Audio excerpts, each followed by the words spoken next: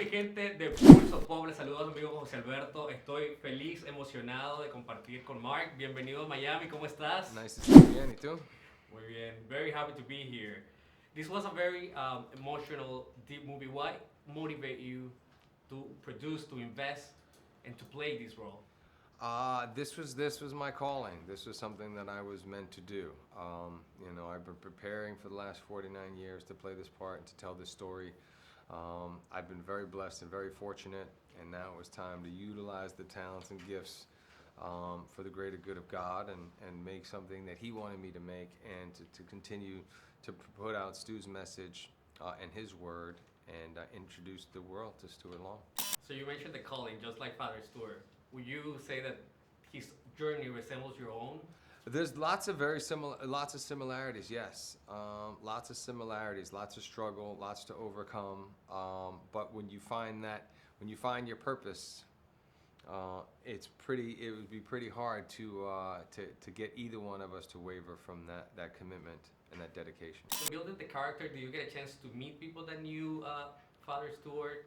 Yeah, I spent a lot of time with people that were very close to Stu, and his dad, of course, and family members and close friends, people who were in the seminary with him, the Archbishop who ordained him, in Helena, Montana, Bishop Thomas, and I got to meet lots of people and hear just how colorful and amazing Stu was.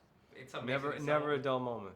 Yeah, some of the people that are in the movie, they're still there, basically still delivering this powerful message. Mm-hmm. What was the most touching sequence for you to film, and which one was the most difficult one?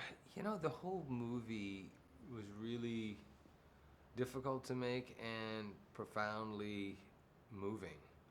We only had 30 days to make it. I had 6 years to get it to the starting line, and then we had 30 days to rush through making it. So obviously, as a producer and a financier, I was trying to be as efficient and disciplined as possible. But I spent a lot of time preparing to play the role. So the emotional stuff was always probably the most difficult and challenging, just because having to go there. But I've been through so much, especially in recent times, as a lot of other people have. I lost my mom. I lost so many people to COVID.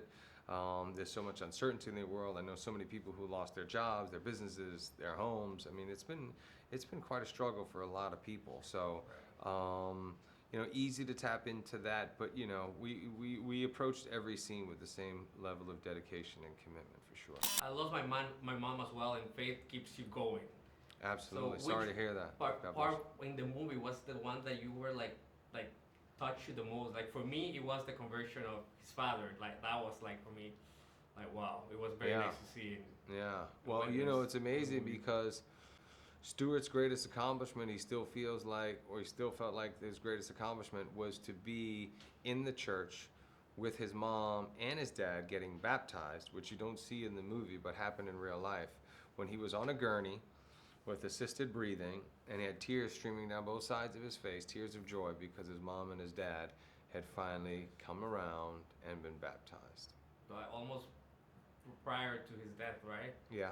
What experience can you share, funny experience on set with Mel Gibson, with the director, with his partner, Rosalind Ross, which is her debut as a director? It was quite surreal. I wanted to just kind of pick Mel's brain about what he did or the obstacles that he had to overcome to make the Passion of the Christ. And he was very helpful and gave me lots of information. And then I was like, okay, I was kind of off doing my thing. And then Rosalind stepped up and said, hey, I'd love to take a crack at writing the script. Because originally I was developing the movie with David O. Russell. And so I said, okay. I mean, I had this kind of urgency and immediacy that I needed to kind of get the movie made. And I told her the story, and she went off and she wrote it, and she came back basically with the screenplay that we wanted to make. This is an absolute must for everybody to go and see this movie in a theater and together. Go and laugh and cry and be reminded of what having faith and hope is all about. And I guarantee the movie will touch you personally, and it will also challenge you to do something for somebody else.